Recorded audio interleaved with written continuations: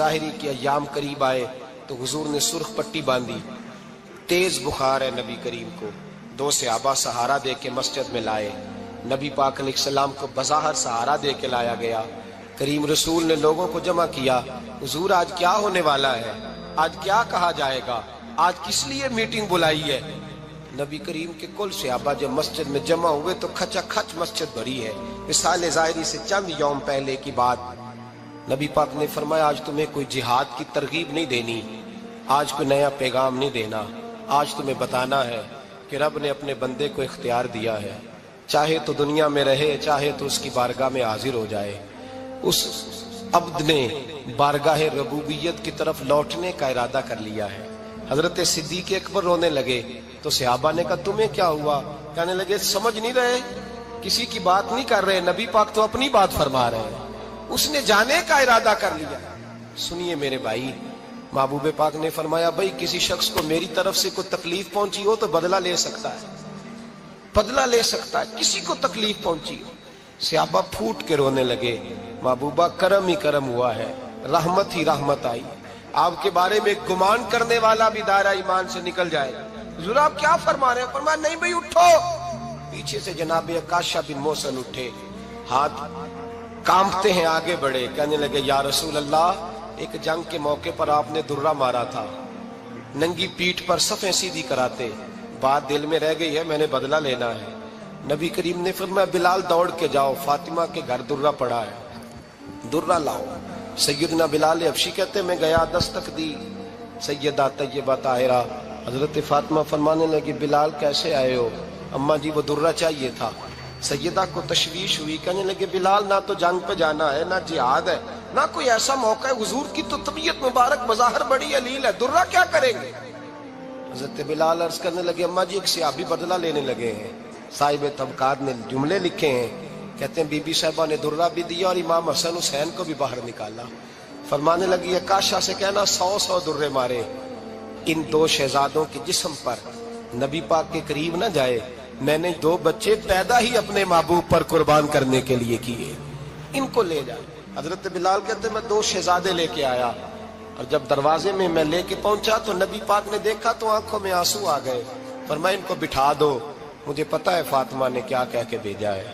حضرت سیدنا بلال فرماتے ہیں درہ میں نے جناب عکاشہ کو دیا، حضرت عکاشہ درہ لے کے آگے جو بڑھے تو حضرت ابو بکر صدیق نے ان کے پیروں پہ ہاتھ رکھا، فرمایا عکاشہ میری طرف آ یار، مجھے مار درے، نبی پاک کے قریب نہ جا۔ مصطفیٰ کریم نے فرمایا ابو بکر تو ہٹ جا، اسے آنے دے۔ فرماتے ہیں میں چند قدم آگے گیا تو مولا علی شیر خدا نے میرے پیر پہ ہاتھ رکھا، کہنے لگے عکاشہ سوچ تو صحیح تو کیا کر رہا ہے؟ حضور نے فرمایا علی ہٹ جاؤ، میرا اور ان کا معاملہ ہے۔ جناب عکاشہ آگے بڑھ رہے، نبی کریم نے فرمایا میں اپنی امت کو درس دینا چاہتا ہوں، خبردار خبردار زندگی میں تمہارے ہاتھ سے زبان سے کسی کو تکلیف نہ پہنچنے پائے، خبردار یاد رکھنا وہ معاشرے بگڑ جاتے ہیں، وہ معاشرے تباہ کر دیے جاتے ہیں جہاں ظلم ہوتا ہے، جہاں زیادتی ہوتی ہے، جہاں لوگوں کو ستایا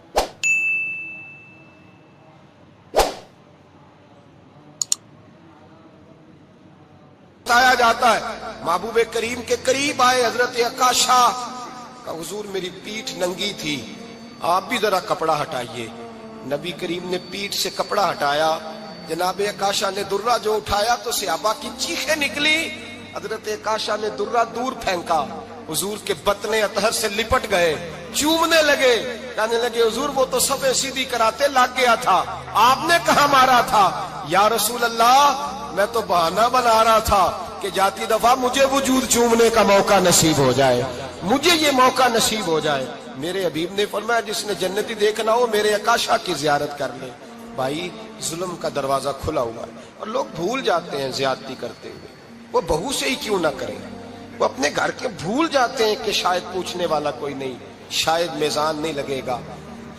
ایران کے بادشاہ نے اپنے بیٹے کو پڑھانے کے لیے ایک استاد صاحب کا بندوبست کیا۔ استاد صاحب کو کہا کہ میرے بچے کو دین پڑھائیے، میں چاہتا ہوں کل اس نے عنان حکومت کو سنبھالنا ہے تو یہ دین سے آگاہ ہو جائے، اس کو کچھ سکھائیے پڑھائیے۔ بہت نیک بزرگ بڑے درویش عالم پڑھانے لگے، اسباق مکمل ہو گئے، دین کے اسباق قرآن مجید پڑھایا، احادیث طیبہ کا درس دیا، اصول فقہ سے روشناس کرایا۔ جب بچے نے مکمل تعلیم حاصل کر لی اور آمین ہو گئی، دستار ہو گئی، فارغ ہو گئے، تو پھر ایک دن استاد صاحب نے کہا بیٹے کل تم نے ضرور آنا ہے، کچھ بات کرنی ہے۔ شہزادہ گیا ملنے استاد صاحب سے، استاد صاحب نے کنڈی لگا لی، ہاتھ میں درہ پکڑ لیا، مار مار کے پورے وجود کو زخمی کر دیا، کوئی غلطی نہیں، کوئی بات نہیں، مارا۔ اب بچہ آیا آ کے بادشاہ سلامت سے کہا کہ ابا جی سمجھ نہیں آئی، بڑا مارا ہے استاد۔ تو سیانے تھے نا بادشاہ، یہاں تو قاری صاحب روز کٹہرے میں کھڑے ہوتے ہیں، مولوی صاحب آپ نے میرے بچے کو کیوں مارا ہے؟ آپ 8,000 کے مولوی ہیں، میرا کئی کروڑ کا بچہ ہے، سویرے بدل لیں گے، خبردار آپ نے بچے کو ہاتھ لگایا، اپنی حیثیت میں رہے معاذ اللہ۔ جو قومیں استادوں کو کٹہروں میں کھڑا کرتی ہیں وہ ترقی نہیں کر پاتی، جو استادوں کو کٹہروں میں روز کھڑا کرتے ہیں۔ کہا ابا جی بڑا مارا ہے، تو والد بڑے سمجھدار تھے، کہنے لگے بیٹا استاد باپ ہوتا ہے، وہ زیادتی نہیں کرتا، کوئی بات ہوگی میں تیرے استاد کو کٹہرے میں نہیں بلاؤں گا۔ اماں سے بات کی، اماں کہنے لگی بیٹا میں تیرے باپ سے کیسے بات کروں، ڈر رہا تھا۔ وقت گزر گیا، 22 سال بیت گئے، 22 سال گزر گئے، بادشاہ کا انتقال ہوا، شہزادہ تخت پہ بیٹھا، پہلا حکم یہ دیا کہ میرے استاد کو بلاؤ، پہلا حکم۔ استاد جی بوڑھے ہو گئے تھے، چھڑی کے اوپر ٹیک لگا کے آئے اور بھویں سفید ہو کے جھک گئی تھیں، یوں آنکھ کھول کے بڑی مشکل سے دیکھا، کہنے لگے شہزادے حکم ہو۔ کہا میں شہزادہ نہیں، اب میں بادشاہ بن گیا ہوں۔ استاد جی 22 سال بیت گئے، آپ نے مارا تھا، پر وہ درد چونکہ زیادتی کی تھی، میرا قصور کوئی نہیں تھا، تو نہ میری روح سے درد گیا ہے نہ میرے جسم سے گیا ہے، میں بے اختیار تھا، پوچھ نہیں سکتا تھا، آج با اختیار ہوا ہوں۔ سب سے پہلے پہلا حکم آپ کو دیا، بلایا ہے، بتائے کیوں مارا تھا، کیوں مجھے مارا تھا، میری زیادتی بتائے۔ تو استاد، بوڑھے استاد کی آنکھیں آنسوں سے بھر گئی، کہنے لگے بیٹے بس آج کے دن کے لیے مارا تھا، یہ جو دن آ گیا نا میری زندگی میں اس لیے مارا تھا، یہ میں چاہتا تھا میری زندگی میں وقت آئے، آج کے بس میری مراد پوری ہو گئی۔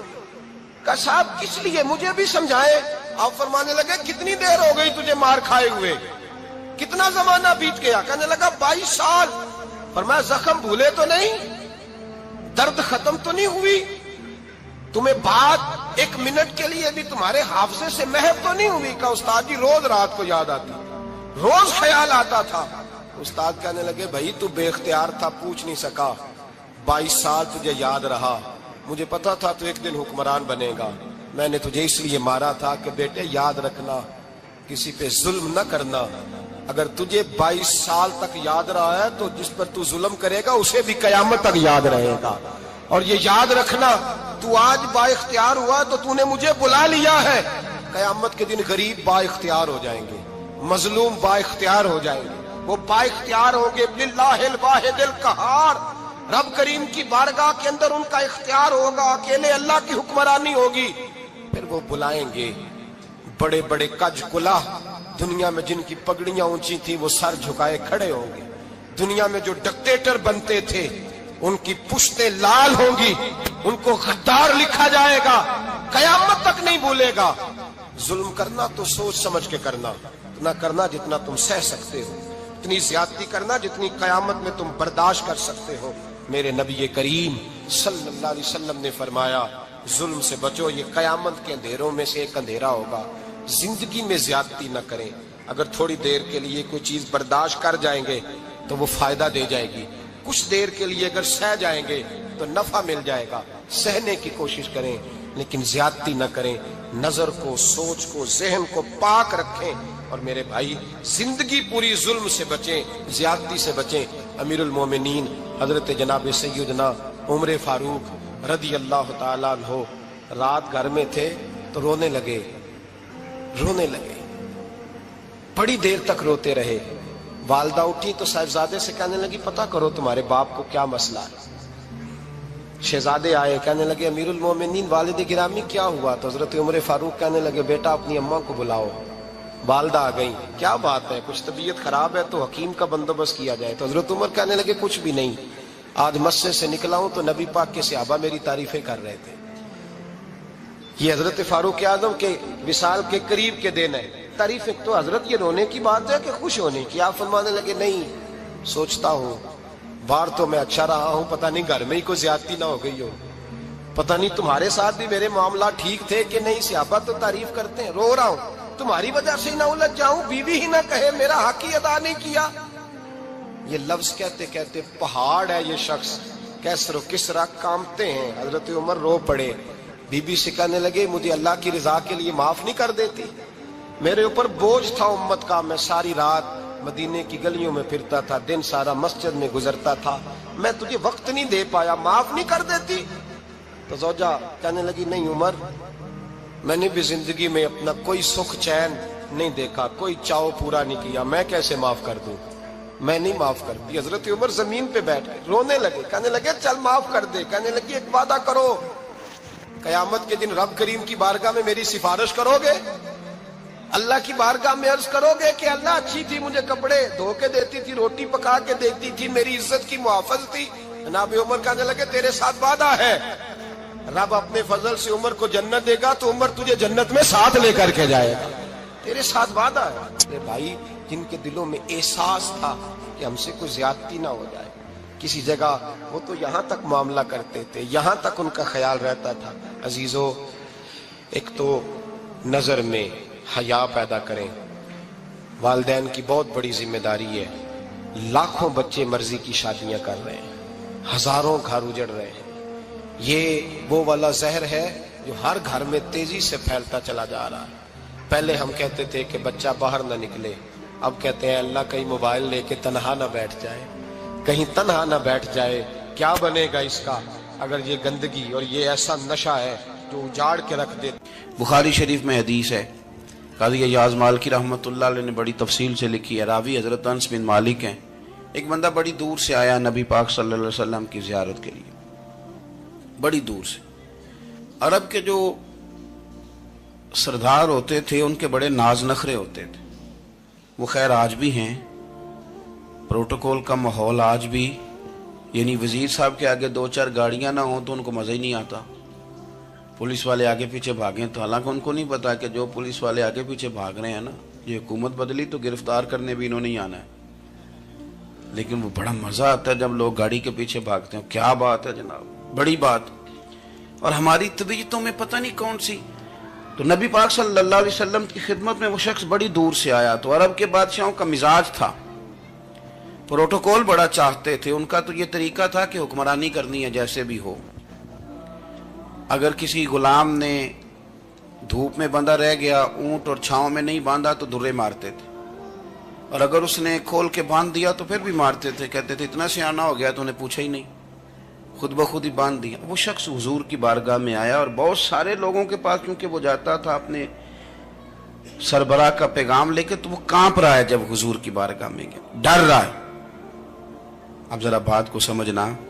نبی پاک صلی اللہ علیہ وسلم نے اس سے فرمایا کیوں ڈرتے ہو؟ سادہ آدمی ہے، دیہاتی ہے، بدو ہے. اللہ کے رسول نے تھپ کی دی. کیوں ڈرتے ہو؟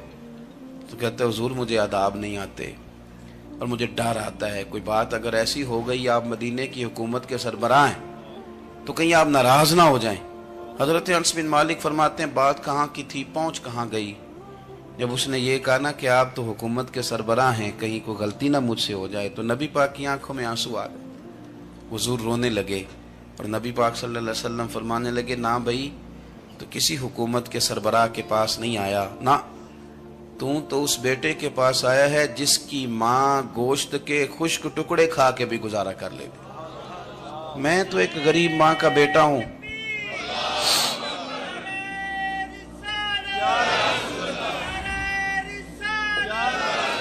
بھائی اگر آپ کا یہ ذوق بن جائے، دیکھو نا آج تو لوگ بھول جاتے ہیں نا، کپڑے بدل لیتے ہیں تو وہ سمجھتے ہیں کہ شاید سارا کچھ ہی بدل گیا. یعنی گاؤں سے آ کر پڑھنے والے بھول ہی گئے ہیں کہ کس کی ماں نے کتنا زیور بیچا. لوگ بھول جاتے ہیں چیزوں کو. اپنے ماضی کو یاد رکھیں. آپ لوگوں کے ساتھ پیار کریں، آپ لوگوں کو موقع دیں. آپ تھوڑی سی اور کوشش کریں اس شخص تک جانے کی جو آپ کو مایوس نظر آ رہا ہے، پریشان نظر آ رہا ہے.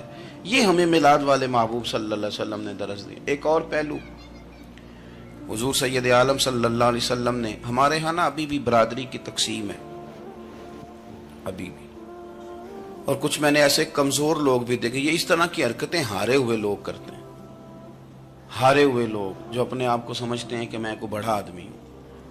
بڑا آدمی تو اپنے اخلاق سے ہوتا ہے، اپنے کردار سے ہوتا ہے، اپنی سخاوت سے ہوتا ہے، لوگوں سے پیار کرنے سے ہوتا ہے۔ باقی یہ کہ بیٹھ کے کہانی سنانا کہ میں بڑا کچھ کرتا ہوں، تو جو کچھ کرتا ہوتا ہے اسے سنانے کی کوئی ضرورت ہے؟ ایک اور بہت سارے لوگ آپ تعزیت کرنے جائیں نا والد کے انتقال کے بعد، تو ان بیچاروں کو بتانا پڑتا ہے کہ ابا جی میرے بغیر دوائی نہیں کھاتے تھے۔ تو میں کہتا ہوں اگر تیرے بغیر نہیں کھاتے تھے پھر بتانے کی ضرورت نہیں، پھر تو سارے گاؤں کو پتا ہوگا کہ تیرے بغیر نہیں کھاتے تھے۔ اور اگر کوئی دال میں کالا ہے تو پھر تیری وضاحت کوئی بندہ قبول نہیں کرے گا۔ تو آپ کو بتانا کیوں پڑ رہا ہے؟ اور آپ بار بار اس بات کا ذکر کیوں کر رہے ہیں کہ ہم بہت بڑے قبیلے کے ہیں؟ صاحب اگر آپ بڑے قبیلے کے ہیں تو پتہ ہوگا سارے علاقے کو آپ کتنا لوگوں کا خیال کرتے ہیں، آپ کس قدر محبت کرتے ہیں، آپ کا انداز کریمانہ کس طرح کا، پھر آپ کو بتانے کی کوئی ضرورت نہیں ہوتی، پھر خود بخود خبر ہوتی۔ حضرت سیدنا ابو ذر غفاری رضی اللہ تعالیٰ عنہ، قبیلہ بنو غفار ایک بڑی شاخ تھی قبیلوں میں سے، جو لوگ اس زمانے میں مالدار قبیلوں سے تعلق رکھتے تھے، ان میں سے ایک بڑا نام تھا۔ ساری زندگی چودراہٹ کی، لیکن میلاد ایک انقلاب کا نام ہے۔ میں میلاد منانے والے دوستوں سے گزارش کرتا ہوں کہ آپ ہر سال میلاد منائیں، اور ہر سال میلاد کے بعد آپ تھوڑے بدل بھی جائیں، یعنی تھوڑے سے بدل جائیں۔ کچھ لوگ کہیں یار یہ داڑھی میں نے نا 12 ربیع الاول والے دن رکھی تھی، یہ میری میلاد والی داڑھی ہے۔ اور داڑھی رکھیں بھی نبی پاک کی مرضی کی۔ کس کی مرضی کی؟ نہ ناراض ہو جائے جی میں ٹور چلا، بس کس مرضی کی جی؟ اپنی مرضی کے نہیں۔ داڑھی کا وزن کو نہیں ہوتا کہ پوری مٹھی رکھیں گے تو آپ کو کوئی دقت ہوگی، کوئی وزن نہیں، پوری رکھیں، جو حضور کا طریقہ مبارکہ ہے جو ہمیں ملتا ہے اس پر آپ توجہ فرمائیں۔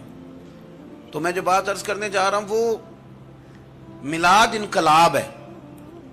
حضور سید عالم صلی اللہ علیہ وسلم کی بارگاہ میں آنے سے پہلے لوگ کچھ اور ہوتے تھے، اور یہاں سے ہو کے جاتے تھے تو پھر ان میں تبدیلی آتی تھی۔ میں سارا دن کرامتیں سناؤں نا کسی کو اپنے پیر صاحب کی، اور اپنے گھر میں بھی کہ میرے حضرت بڑے، میرے استاد بڑے، لیکن بیوی کے ساتھ اگر میں ترش لہجے میں بات کروں گا تو وہ کہے گی اے سکھاندے نے تینوں پیر صاحب۔ دوست کہیں گے یہ سکھاتے ہیں آپ کی کہانیاں نہیں چلتی، آپ کا کردار چلتا ہے۔ حضرت ابو ذر غفاری رضی اللہ تعالیٰ عنہ فرماتے ہیں چونکہ میں چودھری تھا، سیدنا بلال حبشی رضی اللہ تعالیٰ عنہ کے پاس میں بیٹھا تھا، کسی بات میں بات آگے بڑھی اور بڑھتے بڑھتے بات شکنجی تک چلی گئی، رائے کے اختلاف نے باتوں میں تلخی پیدا کر دی، اور جب تھوڑے لفظ اور تیز ہوئے تو میں نے انہیں کہہ دیا چپ کر، تو ابشن کا بیٹا ہے۔ کس کے بیٹے تھے حضرت بلال؟ کہتے ہیں جب انہوں نے مجھے کہا تو میرا دل بڑا ٹوٹا، لیکن میں نے ارادہ کیا کہ میں نے حضور کی بارگاہ میں نہیں عرض کرنی، اب ہر بات کی ہم حضور کی بارگاہ میں شکایت کریں۔ لیکن میں جا کے مسجد میں بیٹھا، اور جب سرکار آئے نا، ارادہ نہیں تھا کہ عرض کروں گا، لیکن حضور کا چہرہ دیکھا تو دکھ میرا خود ہی تازہ ہو گیا۔ رونے کا بھی تو تب ہی مزہ آتا ہے نا کوئی اپنا ملے تو۔ فرماتے ہیں کہ میرے آنسو نا بغیر اختیار کے چھلک پڑے، اور میں کھل کے روئے، کھل کے۔ قربان جاؤں محبوب کے بھی حضور نے پاس نہیں بلایا، بلکہ نبی پاک اٹھ کے خود میرے پاس آئے اور مجھے کندھوں سے پکڑ کے سینے سے لگایا، اور جب میں کھل کے رو لیا تو حضور میرے آنسو پوچھنے لگے۔ کچھ شعر ایسے ہوتے ہیں جو کسی نے کہے ہوتے ہیں، اور کہنے والا جو ہوتا ہے وہ صاحب حال ہوتا ہے، تو اس میں کچھ خوبصورتی زیادہ ہی ہو جاتی ہے۔ ایک پنجابی کے شاعر ہمارے گجرات میں گزرے، بزرگ تھے، ان کا ایک شعر ہے، وہ کہتے ہیں ایک واری میری آنکھیاں چوں اونا نے اتھرو پونجے سن، ایک واری میری آنکھیاں چوں اونا نے اتھرو پونجے سن، ہن تے چسکا پہ گیا رونے دا۔ ایک واری میری آنکھیاں چوں اونا نے اتھرو پونجے سن، ہن تے چسکا پہ گیا رونے دا، تے ہر ویلے آہو زاری دا۔ تو میں روز رونے لگا ہوں، مزہ ہی بڑا آیا ہے جب سے محبوب نے چپ کرانا شروع کیا۔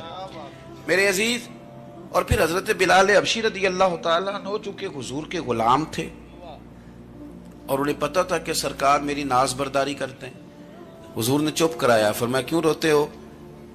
تو عرض کرنے لگے یا رسول اللہ صلی اللہ علیہ وسلم، اگر میں ابشن کا بیٹا ہوں تو میری تو غلطی کوئی نہیں نا، یہ تو تقسیم اللہ کی ہے نا، الذی خلقک فسواک فعدلک فی ای صورت ما شاء رکبک، جس طرح وہ چاہتا ہے، جس کو چاہتا ہے اس طرح کی اس کی صورت بنا دیتا ہے۔ تو مجھے ابشن کا بیٹا کہا جاتا ہے، میری غلطی کیا ہے؟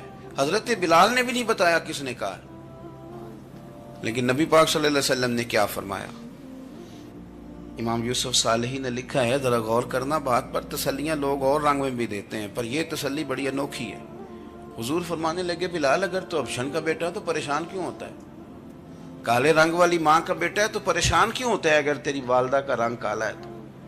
عرض کی حضور آپ کیا فرمانا چاہتے ہیں؟ تو سرکار فرمانے لگے، میں دو ماؤں کا بیٹا ہوں، ایک جناب آمنہ جنہوں نے مجھے پیدا کیا، اور ایک حضرت ام ایمن جنہوں نے میری پرورش کی، مجھے بڑا کیا۔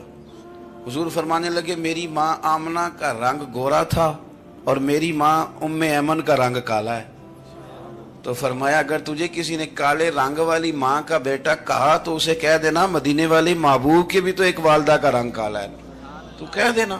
حضرت بلال کہتے ہیں کہ وہ اس طرح کی تسلی تھی، طفل تسلیاں نہیں جس طرح کی ہمیں دی جاتی، وہ اس طرح کی خوبصورت تسلی تھی کہ اس کے بعد میرا دل ایسا ٹھنڈا ہوا، پھر کسی کا تانا نہیں رہا، پھر کسی کی